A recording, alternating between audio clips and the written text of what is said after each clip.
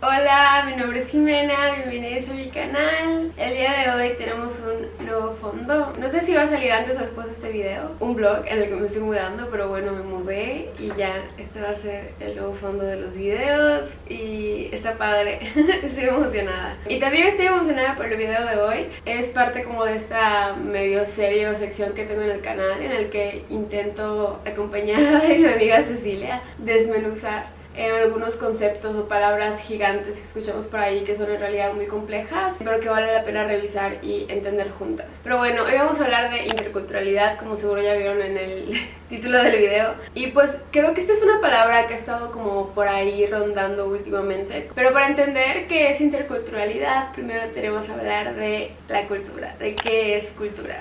Normalmente cuando pensamos en cultura, o como se nos enseña por ejemplo en la primaria, es que la cultura son como las bellas artes, ¿no? Como la música clásica, la literatura, el cine, la pintura. Esto nos lleva a creer a que la cultura es algo como externo del ser humano, que tú tienes que ir y adquirir sobre todo a través de la educación. Y por lo tanto solo está disponible como para ciertos grupos o ciertas sociedades. Y entonces solo ciertos grupos o ciertas sociedades pueden tener cultura. Entonces, si pensamos la cultura como esta cuestión como externa, se desvincula además como de las otras áreas de nuestra vida y de nuestra cotidianidad. Y esta desvinculación de las otras dimensiones de la vida pues es en realidad un producto del pensamiento moderno y dicotómico del que hemos hablado en otros videos. Esta forma de entender la cultura hace invisibles todas las relaciones de poder y estructuras que legitiman esta forma de ver la cultura. Entonces, cuando vemos la cultura como esta cuestión de bellas artes, que es una persona culta, es alguien que lee y que sabe de música clásica y etcétera, pues estamos fallando en ver todas las razones por las que esto llegó a ser así, y que son cuestiones como de colonialidad, racismo, clasismo, etcétera. Además de que al plantearse de que esta es como la única forma de entender qué es la cultura, pues se elimina cualquier posibilidad de una diversidad cultural.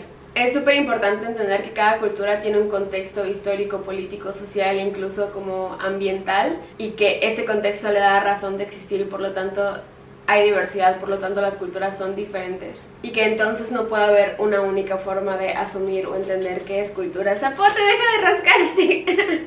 Entonces, para propósitos de este video, y espero que también más allá de este video, vamos a entender la cultura como un conjunto de símbolos y significados que le dan sentido a la vida y también permiten construir identidad. Es a partir de la cultura que nosotros creamos y sostenemos la realidad a través del sentido común, de hábitos, formas de organización, interacción. Eso es lo que en realidad es como la carnita, es el meollo de la existencia, es lo que le da sentido a por qué estamos aquí y cómo existimos mientras estamos aquí. Además de que es súper importante entender que siempre está en constante interacción, o sea, la cultura no es estática, si se queda quieta, se muere.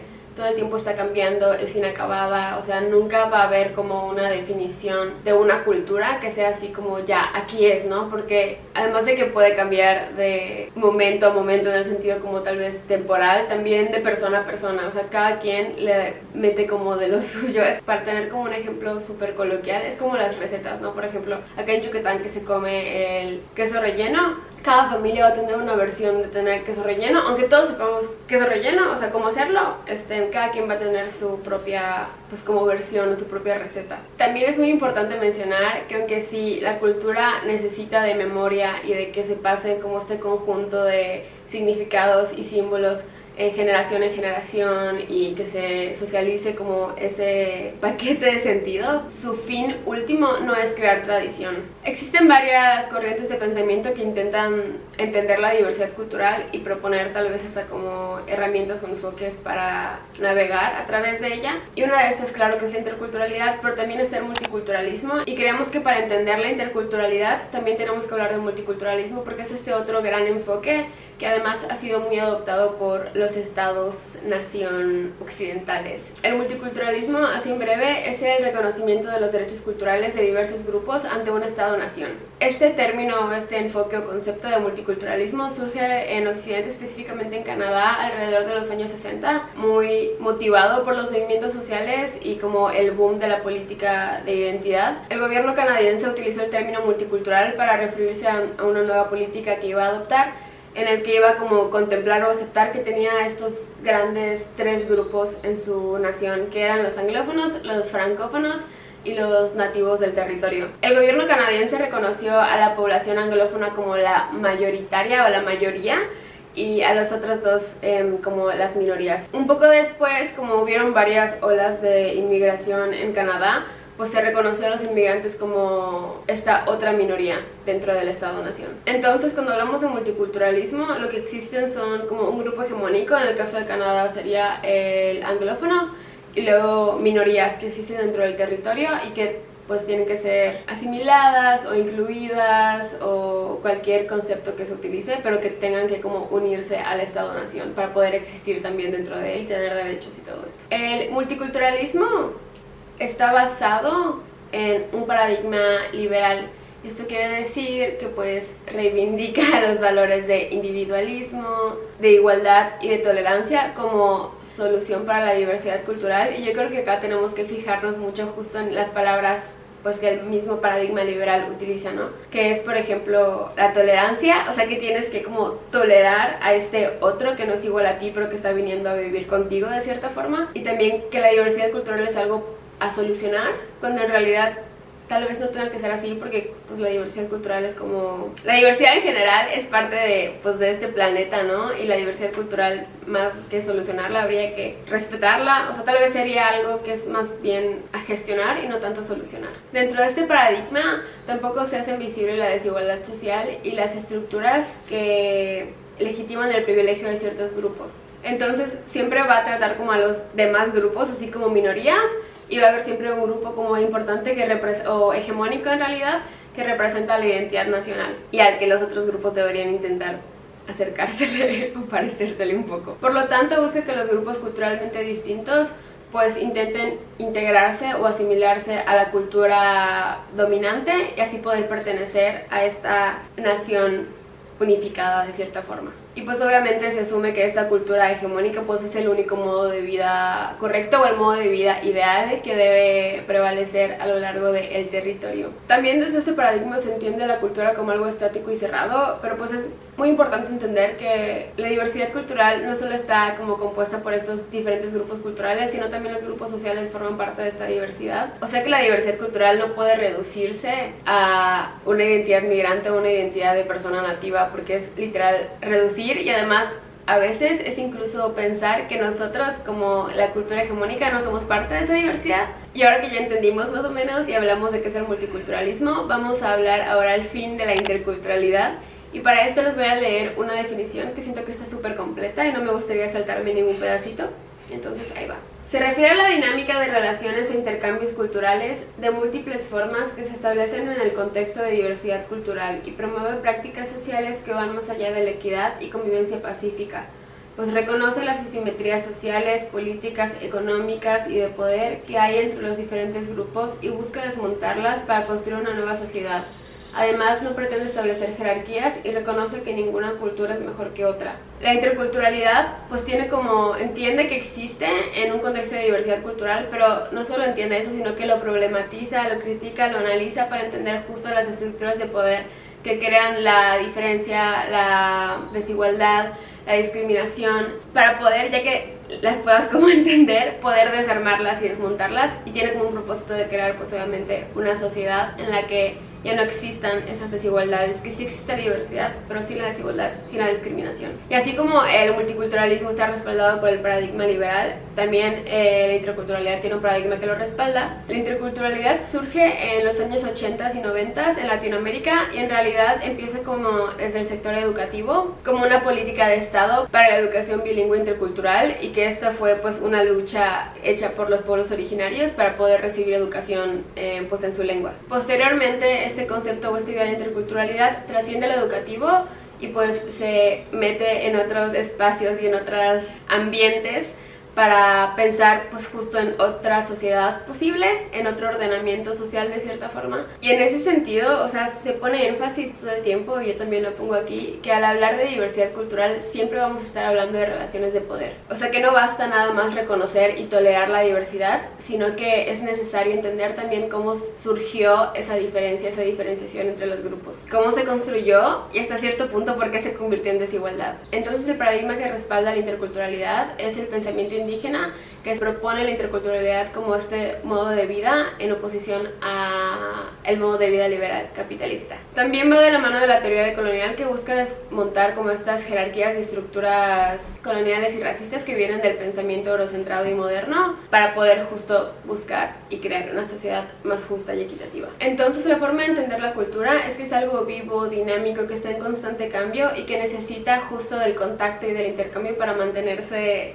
en movimiento, y que en realidad no podemos existir las unas sin las otras. Ahora, para irle más a fondo a la interculturalidad, porque obviamente como en toda corriente de pensamiento hay sus partes más críticas o sus partes no tan críticas, vamos a hablar de tres corrientes o perspectivas de la interculturalidad, y una es la relacional, la otra es la funcional o de estado, podríamos decirle también, y la última es la crítica, y esa es como que con la que queremos que más se queden. La perspectiva funcional es como la perspectiva tal vez como más básica y general de la interculturalidad. Hace referencia más bien como al intercambio entre culturas, es decir, entre personas, prácticas, saberes, costumbres, valores y tradiciones distintas que pueden darse pues en contextos de igualdad o desigualdad. Y pues asume que la interculturalidad es algo que siempre ha existido en América por el contacto entre pueblos originarios o entre pueblos originarios y afrodescendientes, e incluso como un ejemplo podría ser como la sociedad mestiza criolla, pues que a fin de cuentas obviamente hubo un intercambio ahí, y eso la interculturalidad relacional la asume o la percibe como interculturalidad. El problema con esta perspectiva es que tal vez no logra problematizar lo suficiente o no logra darle lo suficiente a los conflictos y contextos de poder, dominación y racialización en los que se dan estos intercambios. Entonces solo se limita como al contacto y la relación, pero sin pensar tal vez en las relaciones de poder que hay entre esos grupos o personas, o en esa dinámica. Deja de lado las estructuras sociales, políticas, económicas e incluso epistémicas, o sea, de conocimiento y saberes que hacen posibles esta diferenciación y esta desigualdad. Y pues que incluso jerarquizan a estos grupos culturales como inferiores y superiores.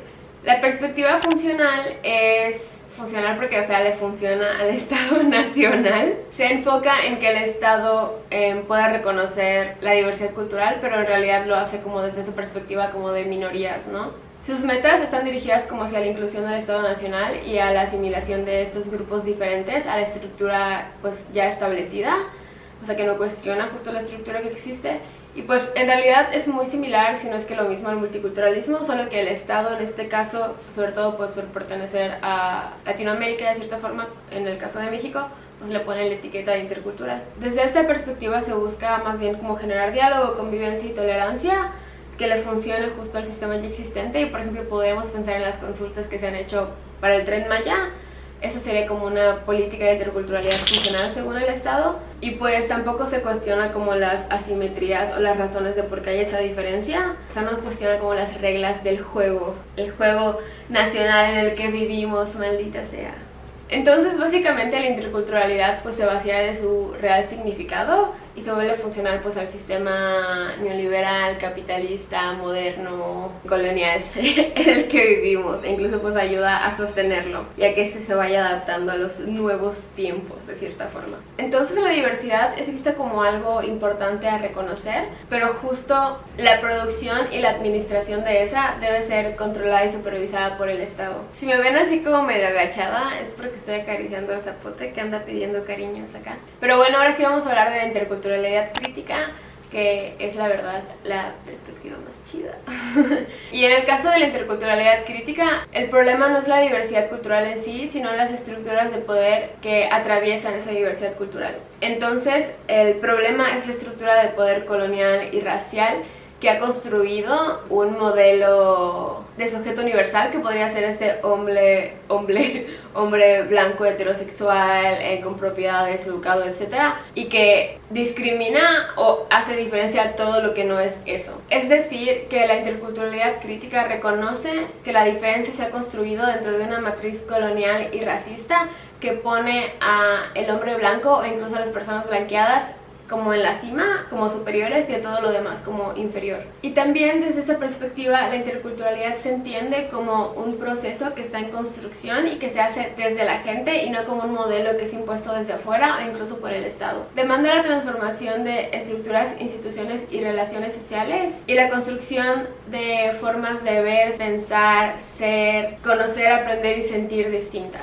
La interculturalidad, entendida de esta forma crítica, igual todavía es algo que está en construcción, o sea, no es algo acabado, no es algo que ya esté ahí, sino que es una estrategia de acción y una perspectiva de mediación ante el mundo, tanto entre grupos como de nosotras como individuos con el mundo y con nuestros grupos y con los otros grupos. También es muy importante su entendimiento, construcción y posicionamiento como proyecto político, social, ético y epistémico, o sea, de saberes, que afirma la necesidad no solo de cambiar las relaciones sociales, sino también las estructuras, condiciones y dispositivos de poder que mantienen la desigualdad, discriminación, inferiorización y racialización. Por lo tanto, la interculturalidad no solo le corresponde o no solo es pertinente para los grupos afrodescendientes o indígenas, sino que a todos los sectores que existimos aquí en este mundo. Y la transformación no solo es entre personas o grupos, sino también entre lógicas, formas y maneras de producir conocimientos. La interculturalidad debe ser entendida como una propuesta de sociedad que sí busque cambios hacia afuera, o sea, como entre grupos, pero también hacia adentro, o sea, dentro de los grupos a los que sí sentimos que pertenecemos y nos identificamos. E incluso creo que nos atreveríamos a decir que así como es un proceso colectivo, la interculturalidad, desde una perspectiva justo como ética, política y social